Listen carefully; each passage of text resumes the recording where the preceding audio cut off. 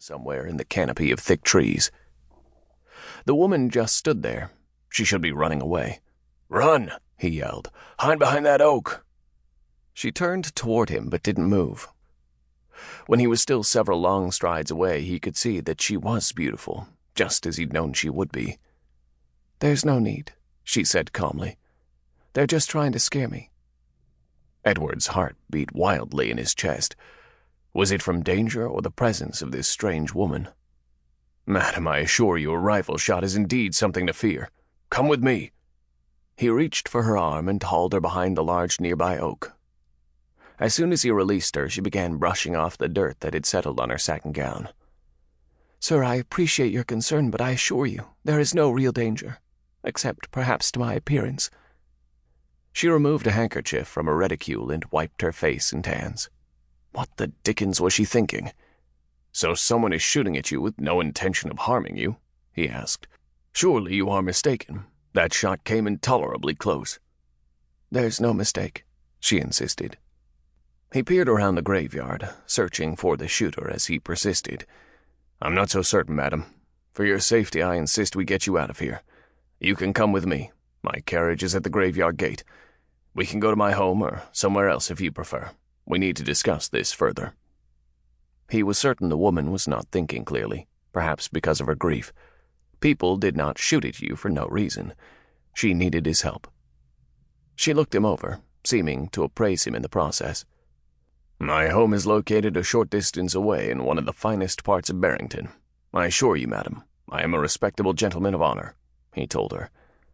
"I can see that, not just by your fine attire, but in your conduct, sir. However, there is nothing to discuss. Although I would be pleased to visit your home to rest for a bit, I am rather parched and weary from my walk from town." Keeping his pistol at the ready and pointed toward the spot where the sound of the rifle had come from, they strode swiftly toward the gate. He helped her into his small carriage and hurried to the other side. Since there had been only the one shot, perhaps she was right, and there was no further danger. But he thought it prudent to get them both away from this isolated location as swiftly as possible. He quickly tucked his pistol into his belt and took a seat beside her. She glanced at him and smiled demurely. "This is kind of you, sir." Her smile was enough to cause a quickening of his pulse. He didn't take the time to respond and gave the reins a snap to hurry the horse along. As they took off, he reminded himself to not react to her beyond the bounds of a gentleman and recent widower.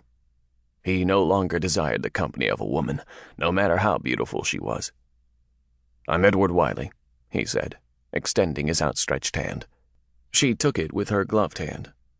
"I'm Dora Williams, and I'm pleased to make your acquaintance, sir," she said.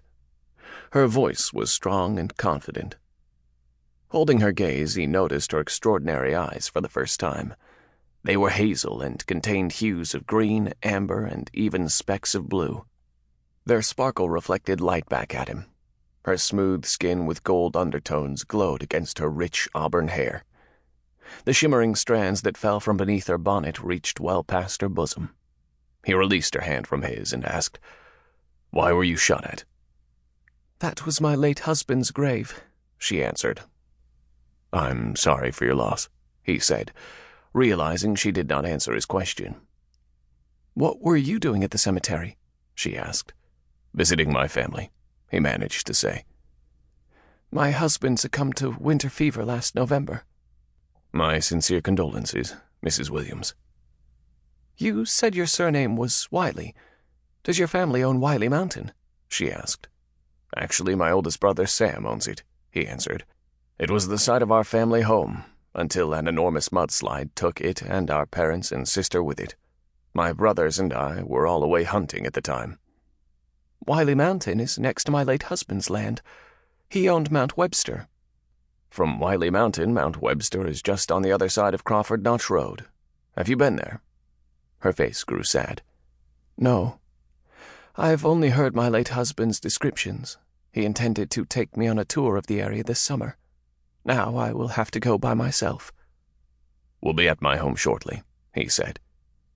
He decided not to ask her any more questions until she'd had a chance to refresh herself. Despite her outward appearance of bravery, he suspected the episode at the cemetery must have been trying for her.